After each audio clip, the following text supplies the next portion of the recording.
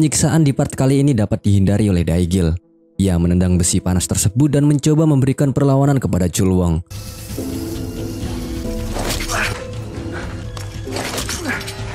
Namun sisa tenaga Daigil yang semakin menipis menjadi penyebab pasti ia dapat mudah dikalahkan. Tak hanya itu, dengan pengalaman militernya, Chulwong memukul Daigil pada titik lemah tubuh manusia.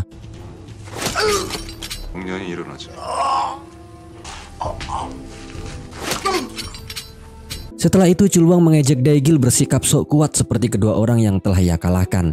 Tentu Daigil paham dengan perkataan Chulwong bahwa orang yang dimaksud adalah Jenderal Choi dan Wang Sun. Dengan menahan rasa sakitnya, Daigil pun bertanya tentang keberadaan kedua sahabatnya. Namun tetap saja, Chulwong bersikap maksa bodoh dan tak mau memberitahu Daigil. Akibat hal tersebut, Daigil pun meneriakkan namanya sembari bersumpah untuk membunuh Chulwong.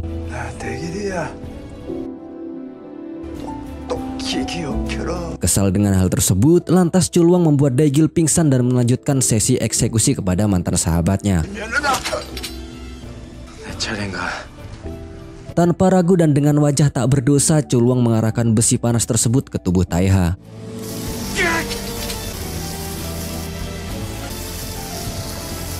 Kini Daigil dan Taiha pun bernasib sama. Taiha sadar bahwa orang yang membunuh semua temannya adalah Chulwong.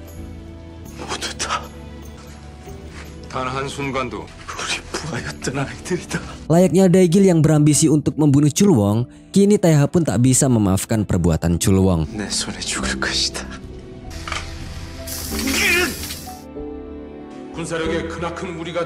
Bersama dengan hal tersebut, kerajaan tengah dibingungkan dengan harga tanduk lembu yang semakin meroket.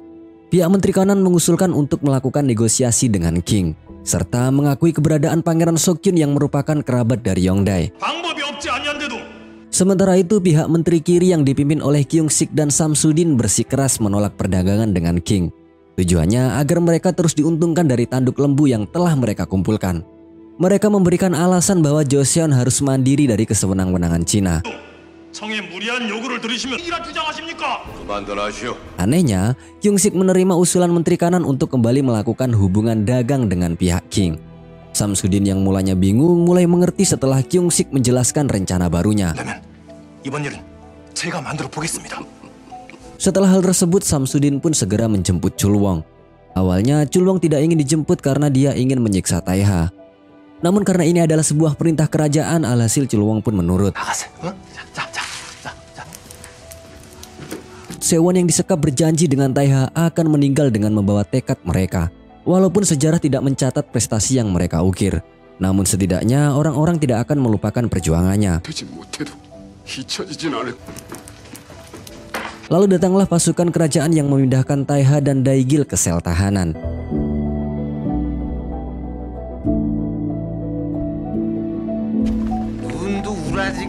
Singkat cerita, malam pun tiba. Terlihat bahwa Wang Sun dan Jenderal Choi sedang dibawa ke suatu tempat.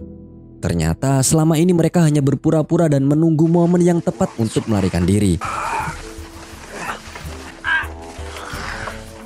Sayangnya petugas yang bersamanya sadar dan menyerang mereka berdua.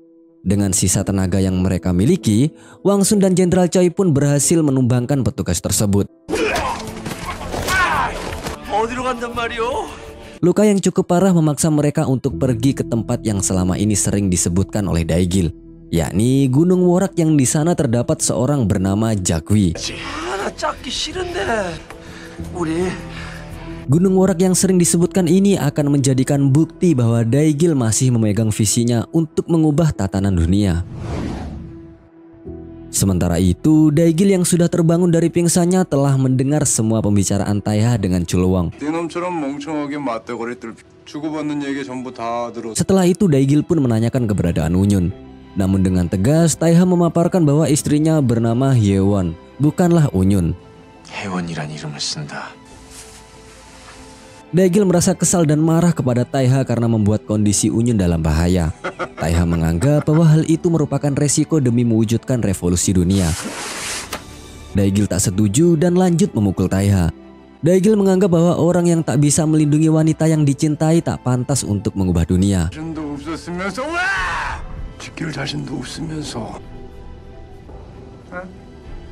Lalu malam yang semakin dingin membuat Unyun dan pangeran pergi menginap di rumah seseorang. Tak jauh berbeda dengan nasib Unyun, Selwa tak mendapatkan tempat dan memilih membuat perapian di tengah hutan. Masing-masing dari mereka tetap berjuang dan berharap demi menemukan pujaan hatinya. Shin pun kembali pada diskusi Daegil dan Taeha. Masing-masing dari mereka mengungkapkan prinsip hidupnya. Dimulai dengan Daegil yang berprinsip tidak akan membalas hutang budi. Namun ia akan selalu membalas penghinaan. Kemudian Taeha membalas bahwa hidup dengan tujuan dan mati demi kehormatan adalah hal yang lebih penting.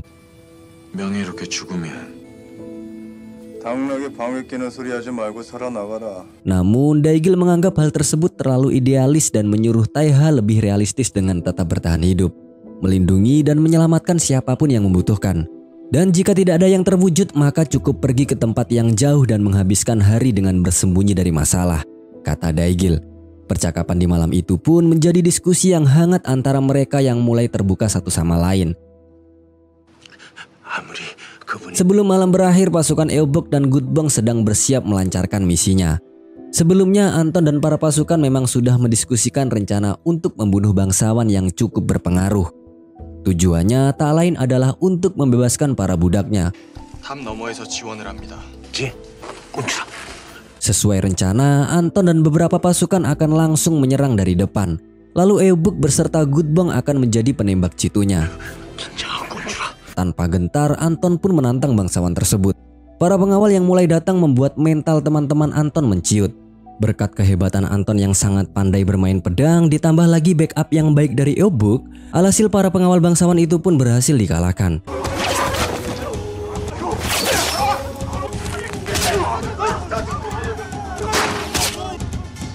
Budak-budak lain pun diselamatkan dan harta dari bangsawan itu pun diambil. Sebelum pergi, Anton berpesan supaya mereka tidak memanfaatkan harta tersebut seperti seorang bangsawan. Jika ada yang terbukti melakukannya, maka Anton tak segan untuk menghunuskan pedangnya.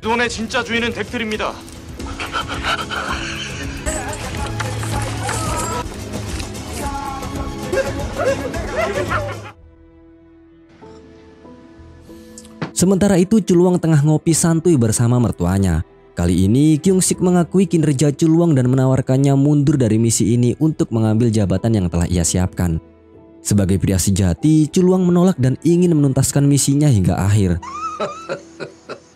Terungkaplah bahwa kali ini Kyungsik membatalkan rencana membunuh Pangeran Seokjun. Ia berencana untuk membunuh Daegil dan Taeha serta memanfaatkan pengaruh Sewon dalam rencananya kali ini.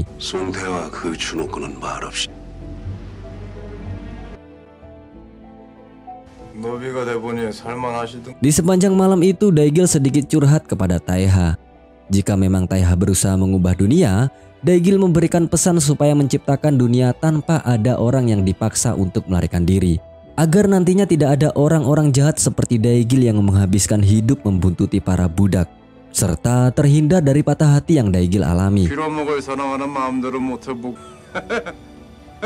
Taeha merasa iba. Ia sadar tak mampu mewujudkan hal tersebut karena nyatanya esok mereka akan mati dan Taeha pasrah dengan takdir itu. Namun bukan Daegil namanya jika ia menyerah pada keadaan. Ia pun memberikan nasihat kepada Taeha bahwa walaupun setiap orang menginginkan kematian, pasti akan ada alasan bagus bagi mereka untuk tetap memilih hidup dan menjalaninya.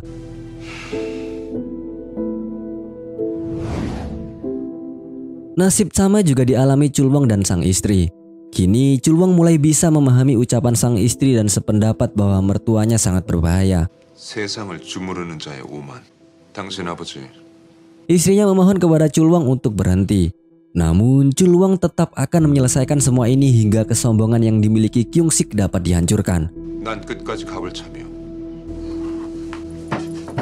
Walau perbincangan tersebut hanya sebentar, namun sang istri sangat bersyukur. Karena nyatanya baru pertama kali ini suaminya bersedia menyempatkan waktu luangnya untuk sekedar mengobrol. Shin berpindah pada Jiho yang sudah bebas dari interogasi Tuan Oh. Dalam rangka balas dendamnya, Jiho pun membuntuti Chulwang dan menembakkan panah ke arahnya. Namun kita tahu skill Chulwang yang sudah terlatih dapat menghindari panah tersebut.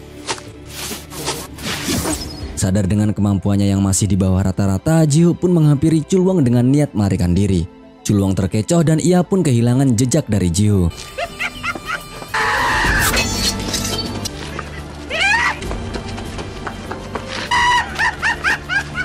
Sementara itu pihak Yongdae telah mendapatkan informasi kejanggalan terkait kerajaan Joseon.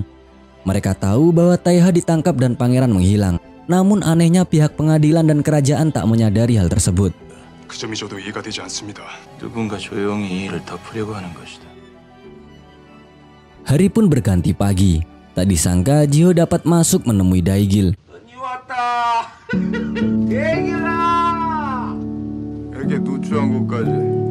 Ia curhat kepada Daegil bahwa seluruh anak buahnya sudah tewas. Ia juga mengajak Daegil untuk bekerja sama dan menyuruhnya menyebut Jiho dengan sebutan Yunni, yang berarti saudara laki-laki. Tak hanya itu, Jiho juga merencanakan sesuatu dan meminta beberapa uang simpanan Daegil. Ketika Jiho sudah pergi, pasukan kerajaan datang menjemput mereka. Taiha pasrah, namun Daegil memberikan perlawanan yang membuatnya mendapatkan beberapa pukulan. Sementara itu, Unyun yang berada di perbatasan mulai panik karena terdapat razia bagi wanita yang membawa anak.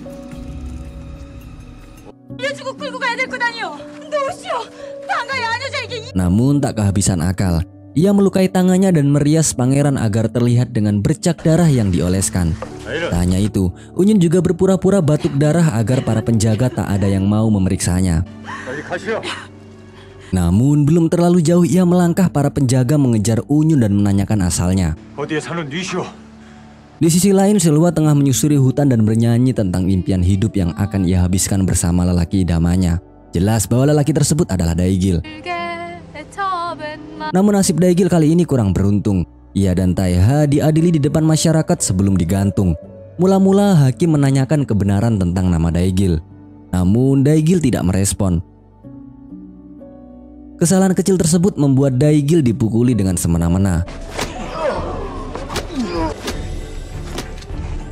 Tidak hanya itu, Taiha yang mencoba membela juga mendapatkan perlakuan yang sama.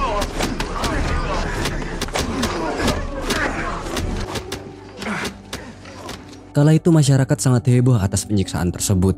Bahkan Eubuk, musuh Daegil dari awal, juga ikut menyaksikan hal tersebut.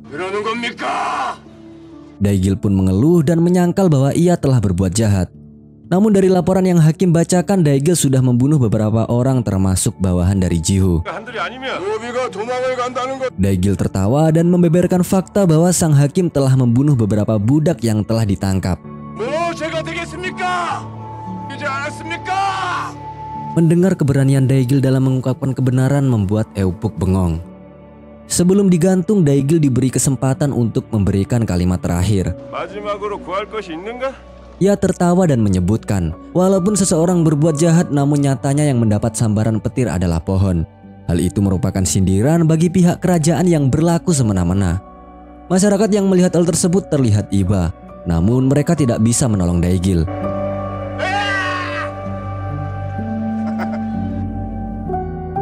Tapi walaupun begitu, ambisi Daegil untuk tetap hidup masih membara. Ia sempat memberikan perlawanan terakhirnya. Melihat itu, Taiha pun juga tak tinggal diam. Ia memberikan bantuan sebisanya, walaupun pada akhirnya Daegil digantung oleh para petugas.